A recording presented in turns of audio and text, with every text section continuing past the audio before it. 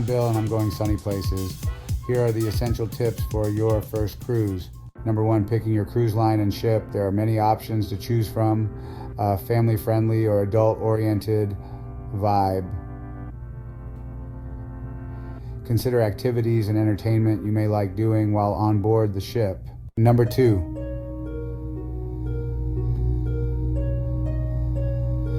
once you have chosen a cruise port you would like to leave from and the destination you would like to visit, you are ready to book your trip.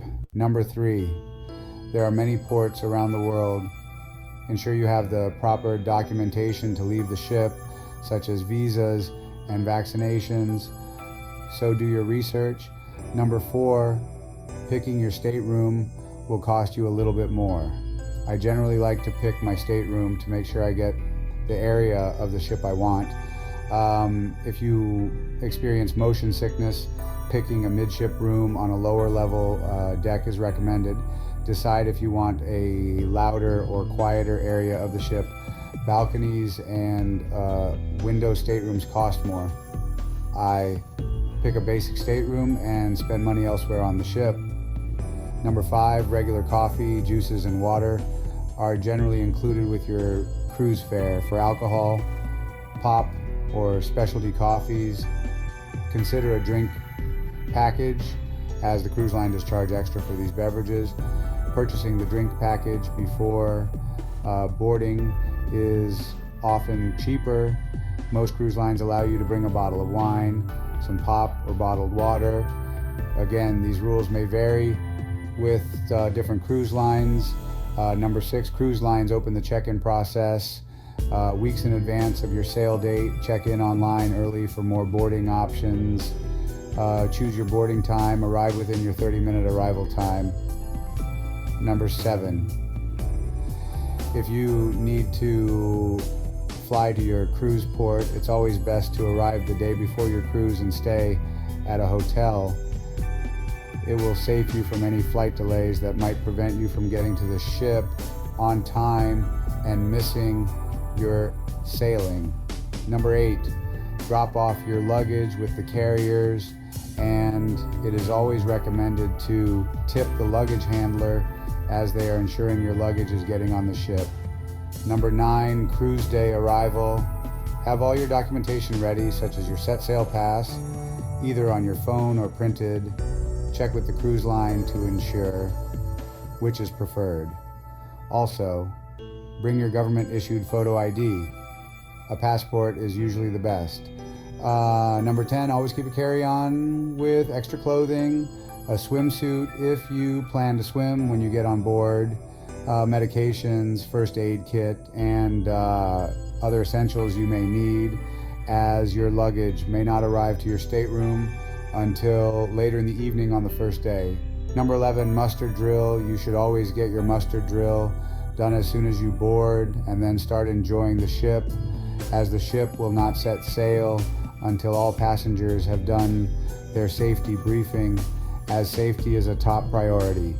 Your muster station is a designated area where you must go in case of an emergency. It is important to know its location. Number 12, it is always good to meet your stateroom attendants. They will be there to welcome you at some point on the boarding day. They are super helpful and can assist with most issues. If you can, avoid guest services, especially on the first day. Number 13, formal nights are a real thing. They're a big favorite with regular cruisers. Number 14, make sure your phone is on airplane mode when you board. International roaming rates can cost hundreds of dollars. It's crucial to avoid unexpected charges. Number 15, on most cruises, these gratuities are added to your onboard account daily, so you don't need to worry about tipping individual staff members throughout your trip. The system ensures that all the hardworking crew members are fairly compensated for their service, making your vacation hassle-free. Number 16, if at all possible, avoid 3-4 day cruises as a first cruise experience.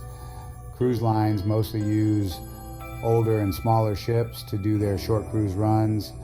To get the best and most full cruise experience. 7-day cruises are where you can really experience all the cruise has to offer. Number 17, US dollars are accepted all over the Caribbean. So if you are on a Caribbean cruise, just bring your credit card, including some small bills for tips and small purchases. Number 18, but here's a crucial tip: make sure you book all the shows and activities as soon as possible. These events fill up fast and you don't want to miss out on the fun. Number 19, most cruise lines now have apps that you can download to your smartphone in advance. They offer a daily list of activities and all of the things that you can reserve while on board. The apps will work on board even if you don't pay for a Wi-Fi. Number 20, having insurance is very important in case you have a medical situation. All you have to do now is explore the ship and have fun.